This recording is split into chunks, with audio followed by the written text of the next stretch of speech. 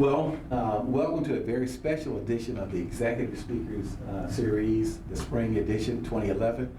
We're really delighted to have one of your colleagues, Jenny Corbin, who is the President and CEO of TNG Pharmaceuticals. As you all know, Jenny has just finished leading a team of your colleagues into winning 2 world championships, business plan competitions. The first was the Rice Business Plan Competition, which was about 3 weeks ago. And then she was able to lead again successfully in the largest stage, which was the Global Venture Lab competition, which was formerly known as the Global Moot Court, the Super Bowl of business plan competitions. And representing the University of Louisville, she was able to lead teams to beat the universities, the best universities across not only this country, but around the world. And so first of all, we want to give her a big round of applause. Thanks. Jenny, we're delighted to have you, and I thought we'd start the conversation by just, what has it been like? What's your life been like over these last few weeks? If you just come on up a little closer here, what's it like been, your life been like for the last 3 or 4 weeks? Yeah, extremely busy. We have got people knocking themselves over trying to get a piece of TNG, if you will, from investors on both the Texas and the Kentucky front, to the media, to friends and family that kind of come out of the woodwork now. It's just been a whirlwind of events. Yeah. Of course, you know, we can talk a little bit about what the business is, and maybe you should do that for maybe there will be a couple of your classmates who really don't know what this what's TNG all about, and what's the product that you're presenting. Mm-hmm. You want the 60-second elevator pitch? Your elevator pitch. You really got to do that. Okay. So 66 million cattle in the U.S. are plagued by a common blood-sucking parasite known as the hornfly. This fly causes an economic devastation of over $1 billion each and every year, North America alone. This is due to decreased production, decreased milk yield, and increased labor costs. Current products on the market are only masking the problem. Therefore, infestations of the hornfly are at an unbearable level. TNG Pharmaceuticals will sell through distributors a patented and revolutionary vaccine, Flyvax. With one treatment, Flyvax can systematically eradicate this pest. So we are TNG, and we are creating cash cows. That's great. Huh? Now, how many people are on the team? There's 5. Okay. Leading 5 people into competition. How long have you been on the circuit for business plan competitions? We started last October. Last October. So October 2010. So what was it like beginning in October 10? What was the team like? What were your challenges? What were you thinking about as leading? Can you remember that far back? Yeah. We're extremely competitive team. Well, majority of us on the team are extremely competitive. So we work tirelessly to make a perfect presentation pitch. And going in there blindly, we hadn't done this before. We didn't know what to expect. And but our professor, Dr. Klaus, said preach perfection, and we had a couple practice rounds. So going in, we were, I think a couple of us, our knees locked. Mm-hmm. I think we were about to pass out and forget our names and didn't know where we were. Mm-hmm. That experience was a heck of a learning experience, mm-hmm. because we went in going, oh, we have the best product. We competed against U of L teams only, mm-hmm. so our friends. So we had the best product. We were going to win. We were just full of ourselves. Right. And we ended up being the cheerleader. We were pretty to look at, but our content was not good. So we lost the business plan part of it, mm-hmm. But we won the presentation and trade show. Mm-hmm. So it kind of put us on level ground again. So when did you assume just leadership for this team? Oh, in the beginning. How did you do that? It was the idea. I found it, and I had the fit. Mm-hmm. So I had the expertise. Which was what? Agriculture. Mm-hmm. So my background is in the cattle industry and the equine industry. So I came in understanding the product and the huge economic benefit, And if this product was really what it said it was revolutionary.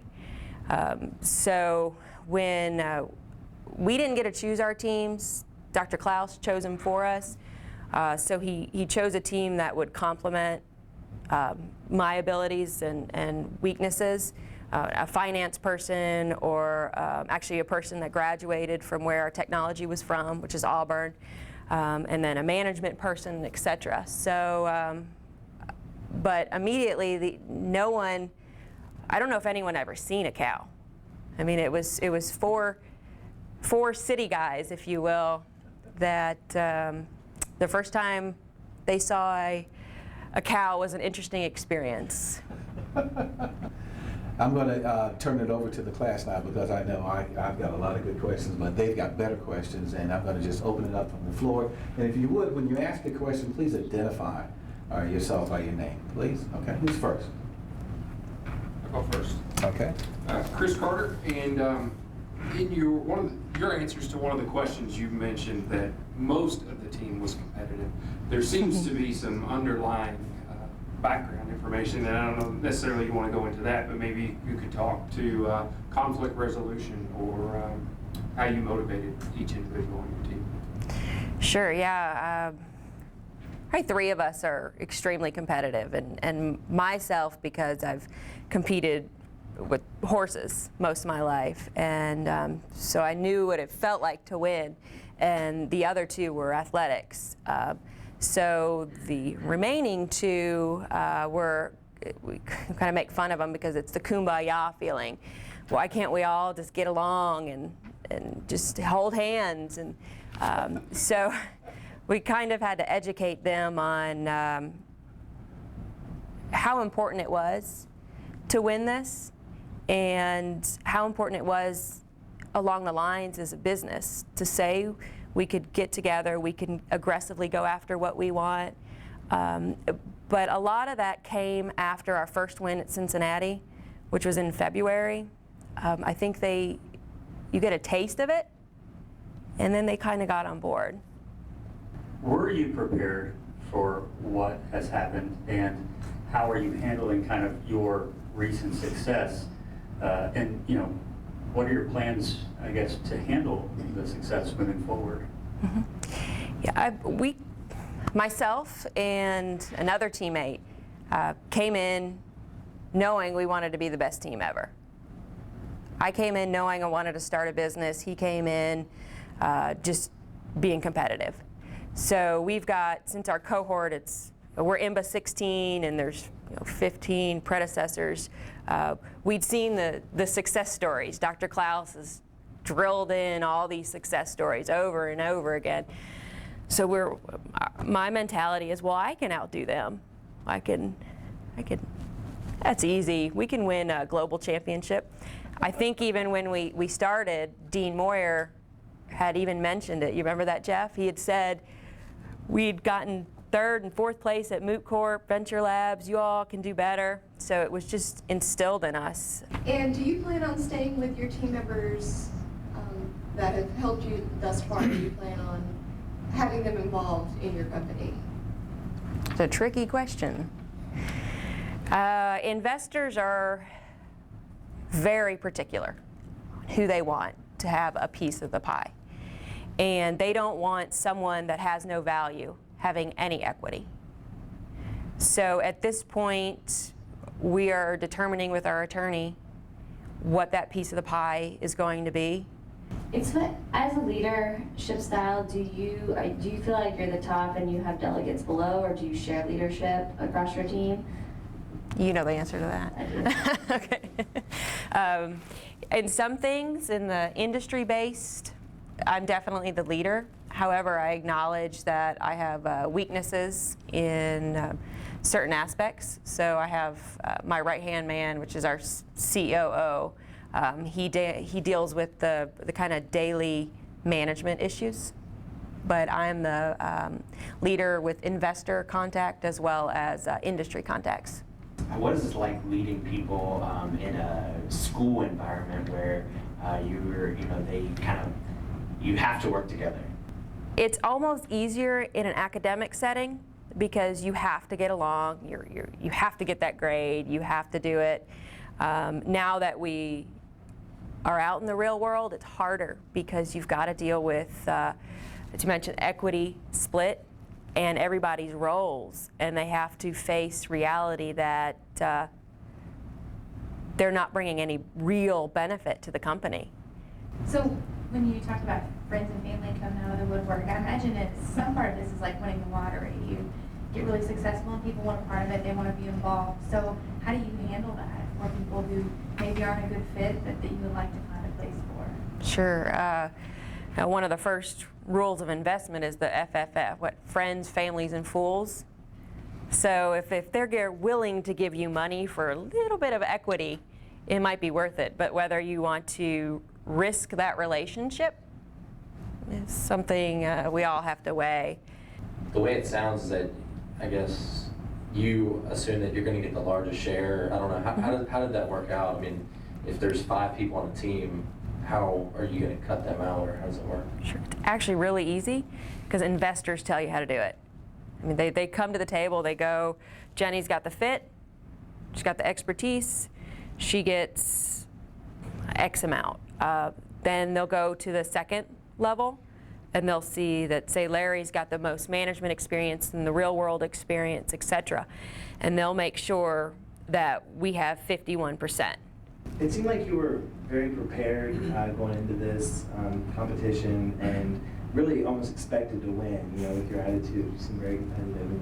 And, was there anything that you weren't prepared for that caught you off guard? The biggest hurdle was one of our teammates got sick a week before Rice, and I had to completely take over his part, which in the end made it stronger, but it was a lot to learn in 2 days. You've had this great success academically. In a year from now, what will it be in terms of your business or in terms of your management that'll be the reason you fail? Just because there's always a high probability. Absolutely. Yeah, we have to talk about critical risks all the time. And our biggest critical risk in the 1 year mark would be the USDA testing. And then if you go down the lines, we have to mass produce our vaccine, so there could be production issues. And then further on down the line, it's market acceptance. The farming mentality is, so it's tradition. My grandpa did it, my great-grandfather did it, my great-great-grandfather did it. So I'm going to continue to use the same old products even though they don't work, just because I'm going to do it. What do you see, or what is the future for TNG? Maybe just even as far as head count. I mean, how big do you plan to grow? Well, we have an exit at 5 years into sales, and at that exit valuation, and these are all pro formas, as we know. Most people throw them out the window. With just a 16% market penetration. And you've got to realize that our biggest competitor and one of the most useless products is a market penetration of 80%. So we're just looking at 16% at year 5. We have an exit of $155 million. You mentioned that your investors have a lot to say as far as who is involved and who gets a stake. Where do you draw the line as far as where they're able to give advice or tell you what to do with the product? Sure, yeah. We get a lot of advice. Trying to sifting through it's the hard part. Unfortunately, it depends on how much money they give, and depends on their equity stake, because we go to the table and we think our pre-money, our company is worth this. Of course, they're going to have their own opinion and tell us our company is worth this. So as long as we can back up our pre-money and they accept it, we can kind of mitigate their control with the amount of money they're bringing to the table. But a lot of times they'll say, well, I'm bringing $1 million and I want 1 board seat. And that's it. We don't have much say, but luckily we have an awesome attorney, Bill Strench here in Louisville, that has been on both sides. And he is a shark. how do you pick and choose which contacts to utilize, and how do you introduce yourself now? You know, I mean, do you say, hey, I'm Jenny from, remember I met you at such and such place a long time ago, or do you introduce yourself as right away as the CEO of your new company? You've got to be strong, and no one wants someone that's, yeah, hi, I'm so-and-so, oh yeah, I'm CEO. So they kind of want you to be forceful and put it on the table. They tell me I don't smile enough, that I'm, and I think that was all, I think it's sexist, but so I'm very focused, especially if you see us present, very focused, thinking about what I'm going to say, and I answer questions usually directly, but in between questions I'm still focusing, and I don't smile. They just kept saying, you need to smile, smile. Like, would you tell a man that? So it's funny, so it's the whole, yes, I'm CEO, but you have to bring it with an air of confidence, but with a smile for being a woman. Well, why don't we end this conversation with one of our new University of Louisville stars and the new president of TNG Pharmaceuticals. Why don't we do something like standing up and giving her a round of applause? How about that? Thanks. Thank you so much. Thank you.